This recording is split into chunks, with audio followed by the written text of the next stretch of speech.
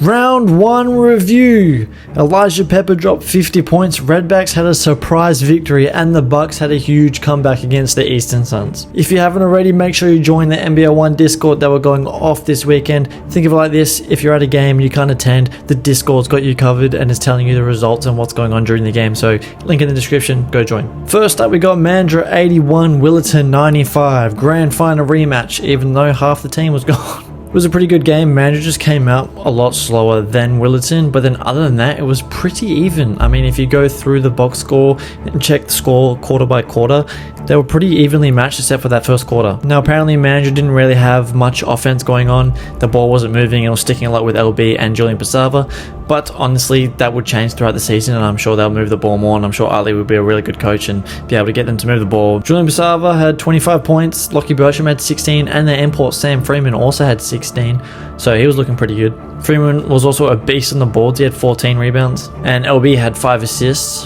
Now the other import, Jakor Early, didn't really do much, to be honest. Whether that's just first game jitters or like just first game just feeling out the system and stuff like that, not really sure, but I am expecting big things from him this season just because he's a 6'7 guard. Julian Pasava was also 3 for 4 from 3, so what that tells me is he didn't shoot enough, because if you've only missed 1 3, man, just keep shooting them. Now for Willerton, Tayshaun Cherry had 24 points, and he is an energy guy, man.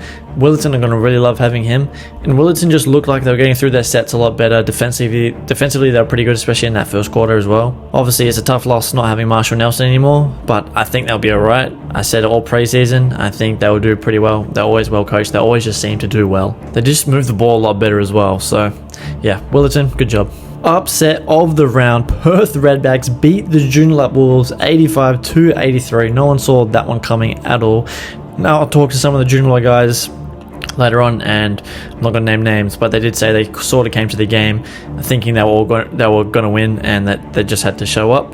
Just proves in this league you have to bring an A game every single night. Redbacks looked good, man. They were moving the ball, they were great on defense, and the energy guys all around, they were up and about. It was great to see. I got some flack from Carl Aylett. He posted on his story, "You up?" And yes, I was, and I was the only one in the Discord server that said Redbacks would win, okay? I know I said in preseason Redbacks won't win a game. I was just talking in absolutes, okay? I was getting clicks, alright? But yeah, Redbacks looked really good. Luca Green had 24, Lockie Cummings had 23, Kaylin McDonald had 14. Both Kaylin and Jonah had 10 rebounds each, which is fantastic. Lockie Cummings was dishing, he had 5 assists. He didn't shoot the best from 3, but he was able to get away with it because he is such a slasher and rarely able to attack the hoop, especially alongside Joe. Having Joe and Lockie is going to be great. I mean, you have to send 2 on one of them, and the other one is just going to be able to pick you apart. Joker Green also hit 4 3-pointers, so maybe his shot's finally back. Last season he did have a bit of an injury, so he wasn't able to like shoot properly, but I think he's healed up now and his stroke is back. Pause.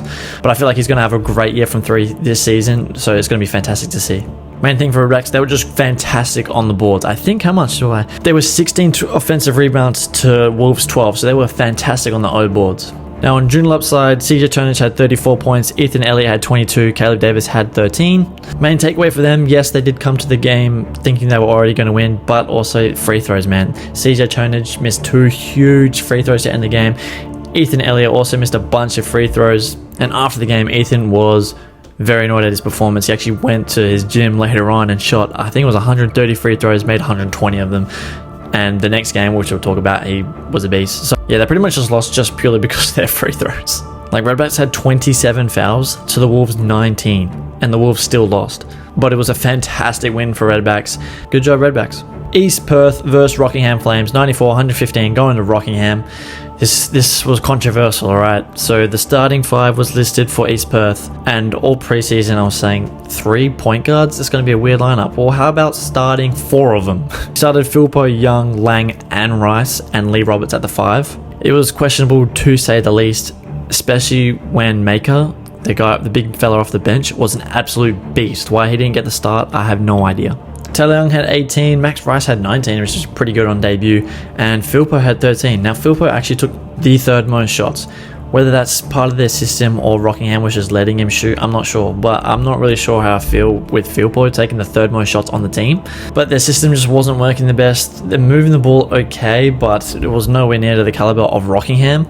Now, obviously, Rockingham have Emmett now, so. And Rockingham side, they are beast in transition. They're going to pick teams apart in transition. Isaac White had 27, Emmett Nah had 26, Callum Beard had 16 points. Emmett Nah nearly had a triple-double. He had 8 rebounds and 6 assists. Dude is an absolute playmaker, probably one of the best playmakers the West has ever seen. Isaac White doing Isaac White things. He did pretty good on his debut. Sad he didn't sign with Wildcats. I thought he was going to sign with Wildcats since he was over here. Anyway, but Emmett Nah was so efficient. He shot 80% from the field on 15 shot attempts. Dude is efficient and a bucket. And as a team, they shot really well. They shot over 50%. I think they shot 53% from the field. That's just insane as a team. And as a team, they shot 42% from 3. That is nuts. Rockingham very good on debut, and I expect big things from them. They're probably going to make finals, early finals predictions. That's all I'm saying. But good job, Rockingham, getting the win.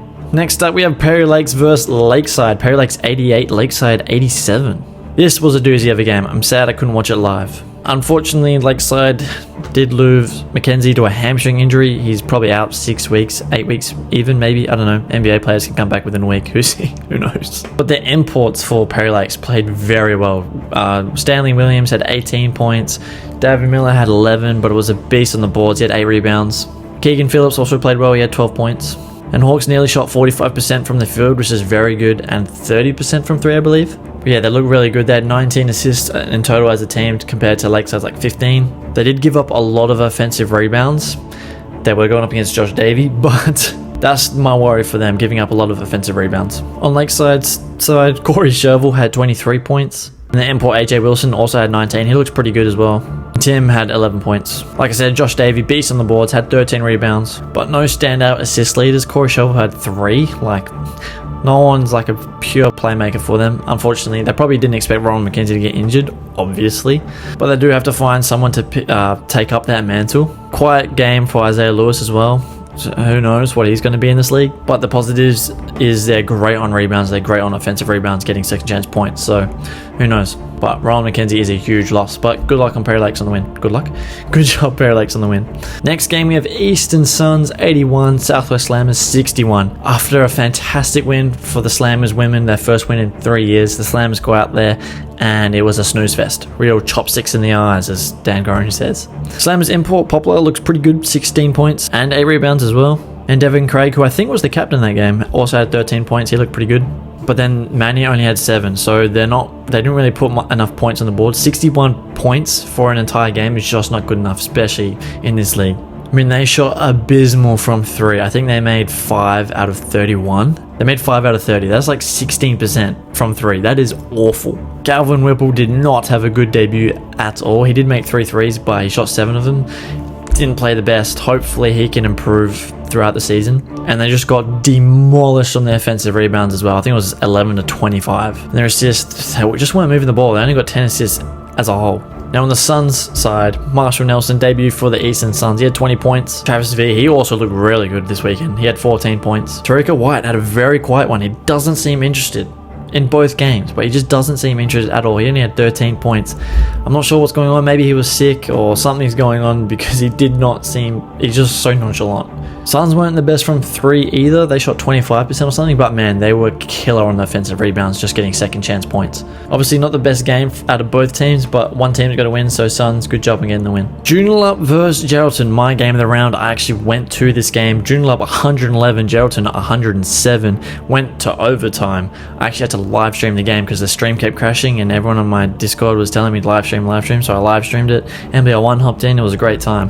But man, what a game. CJ Turner 34 points, Ethan Elliott 30 points, Damon Ballantyne 15 points, what a massive pickup for them. Caleb Davis had 10 assists as well. He looked really good. Joey Baker didn't have the greatest night, but I found out he only just rocked up that week, so hasn't even really had time to adjust to the plays or anything like that. And he's probably used to a lot more athletic guys cutting him off at the rim. Like, he drove a couple times and I think he was expecting like someone to come across. He was rushing his layups a little bit, so missed a few, but he'll adjust to that easily. But he always made the right read, so he's really intelligent, so I have no doubt he'll do well. Besides Ethan Elliott being the MVP of this game, okay, Damon Ballantyne was massive. 3 for 3 from 3, hit a massive 3 in the corner. Honestly, the most underrated pickup of the offseason so far, probably. But man, Ethan Elliott, what a guy. Started off the first half on fire. He was nuts. No one could stay in front of him. He was hitting threes. He was driving to the lane, pushing people off too little. Dude was an absolute beast. And then when it counted the most in overtime, was able to seal it for him. CJ was quiet in the first half. Bucks do really well guarding him, especially with their length. But when it was time to turn on, he turned on, hit a massive a wing three. I think it was to tie it up. It was nuts. Stadium was bumping. The vibes were fantastic. One thing about the Wolves, they are living and dying by the three. They shot 38%. They hit 15 threes, which is actually quite a lot. They shot 38 of them. Like, they are living and dying by the three. If their three isn't falling, they look rough. And it looked rough at times there when Geraldton had the lead. On Geraldton's side, Akeem Springs is a shooter. The dude does not miss. I think he was 7 for 8 on threes. Now what that tells me is he didn't shoot enough because he only missed 1 3. Dude was insane. Johnny Narkle, what can you expect? Johnny Narkle doing Johnny Narkle things. He had 28 points. Liam Hunt had 16. Man, they looked really good offensively and defensively. I'm not sure what to make of it defensively because they looked good because they were winning, but it was because Joondalup weren't hitting their threes. And then they sort of just capitulated towards the end there, and Wolves were able to come back and win eventually in overtime. Massive turnovers from Donato, especially that one at the end where he stepped out of bounds. I mean, it could have been 50-50. Ethan may have pushed him with his chest a little bit. I don't know. But yeah, huge turnovers from him. But they look pretty good. Their offense looks pretty good. They shot nearly 50% from the field. Like, their offense is smick. They'll do fine this season. And they were very good on defensive rebounds and offensive rebounds as well. So yeah, it was a fantastic game. Only thing is, I wish HBF had better Wi-Fi and also had the aircon on because it was really hot. But yeah, fantastic game. Good job, Wolves, getting the job done. This was an amazing game as well. Lakeside 79, Warwick 117. Holy moly, Elijah Pepper had 50 points in 33 minutes. He shot 15 threes in 33 minutes as well. That's hard to do. I probably couldn't even do that in an under 16s league. He also made 9 of them, shot 60% from 3. It was nuts. But Elijah Pepper had 50 points, 7 rebounds, and 7 assists. Dude, what a debut to the league. Now, obviously, because I was at the Wolves game, I wasn't able to see this game, so I sort of put in my chat, I was like, what's going on? Like, tell me the coverage they're running. Apparently, they were running drop coverage and letting Elijah Pepper just shoot from the top. That is a terrible game plan. From the highlights I did see, they stuck that little point guard they have on him. I can't remember that dude's name, but he's like 5'11", skinny as. Why was he guarding Elijah Pepper? I have no idea. That's the thing with Elijah. Some people were comparing him to Harris, but he's such a bigger body and so much stronger than what Harris was.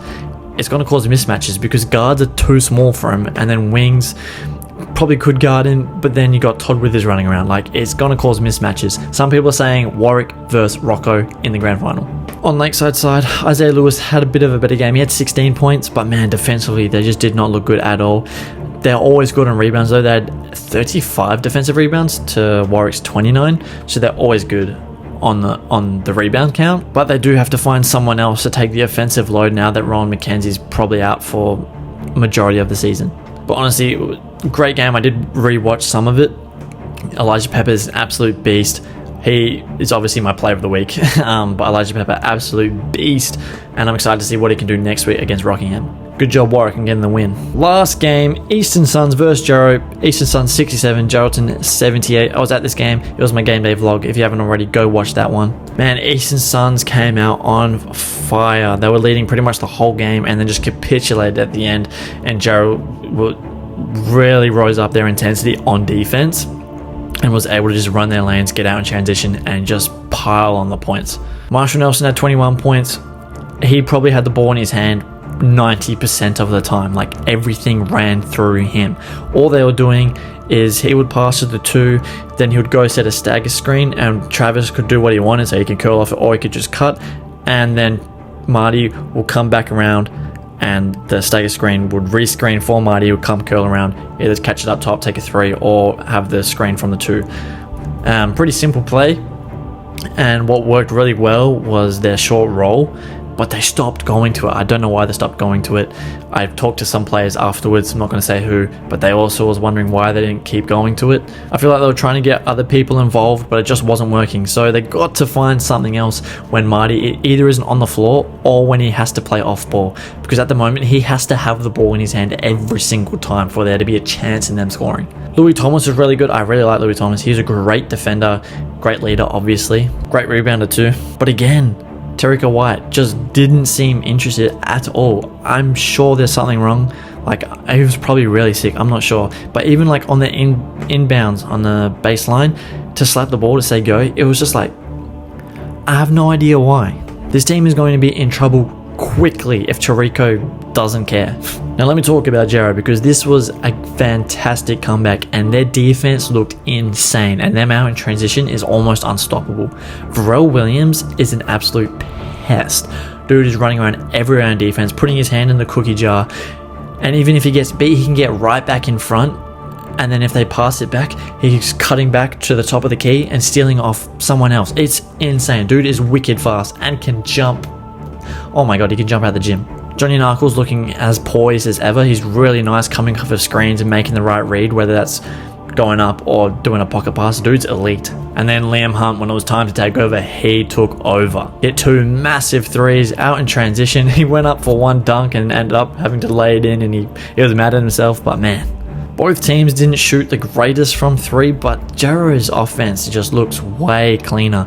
Akeem Springs was an absolute beast again. Dude rarely misses. The only thing I saw from Jarrow that needs to be tweaked a little bit is Akeem just seemed a little bit lost out there in some of their sets. Didn't know when to cut, didn't know when to make space. But honestly, that's just probably because he just got there, doesn't know the system yet. Like, he will be fine. And again, Jarrow was really good on the boards as well. But good job, Jarrow, getting the win. Player of the round, I said it earlier, but it has to go to Elijah Pepper. I'm sure no one else is confused about that. 50 points, 7 rebounds, 7 assists, 9 3-pointers out of 15. Dude's an absolute beast. So yeah, Elijah Pepper, player of the round. That's it for me. Let me know what you guys thought of the round down in the comments down below. Again, join the Discord server, like, comment, subscribe, do what you need to do. I'm out. Peace.